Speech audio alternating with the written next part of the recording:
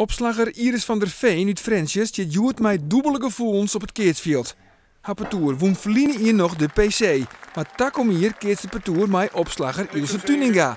En dat wie al even zoer voor Iris. Ja, dat vond ik persoonlijk erg jammer. Dat voor mij absoluut niet gehoeven. Maar goed, die keuze hebben zij gemaakt.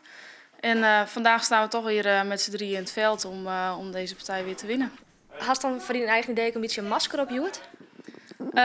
Nee, dat was in Baard, was de eerste wedstrijd toen we weer met elkaar kaatsen, was het misschien wel een beetje zo. Maar nou ja, ik moet me erbij neerleggen en ik heb mezelf ermee te pakken als ik nu nou ja, daar nog steeds moeilijk over ga doen of boos over word. Ja, we willen het oors. Ja, mijn man had hier al een dat de chemie wat oor is en ja, dan maak je wat oors. En als je te lang maakt kokeert, dat is echt niet goed en dan wil het helemaal niet meer. Nee, de chemie is oer. Hoe moet ik dat concreet vaststellen?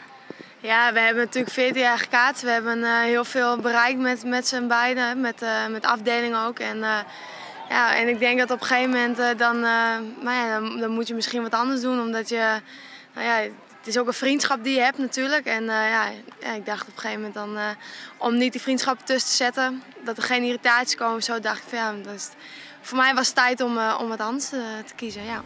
Sjoerd keert het partoer voor de allerlaatste keer in deze formatie. En ik al had er spanning was tussen de vrouwen. Coach Jan Douwe Gebranda is ervan overtuigd dat partoer puur passie ek dit hier weer op de bodem komen kan. Ja, als zij alle drie doen wat ze kunnen en ik zeg altijd vooral om alle drie per partij een song scoren minimaal, dan komt het aan het eind van de dag goed. Onder wielens had Iris de blik alweer op het toekomst. Haar partoer van 2015 is een feit.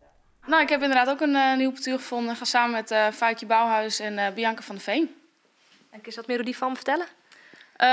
Nou ja, Bianca die draait al een aantal jaren mee natuurlijk. En hoe ze het doet, die blijft altijd op een goed niveau spelen. En nou ja, Faitje die nu op eerste klas, maar ik hoop dat we met z'n drieën weer een stap kunnen maken naar de hoofdklas toe.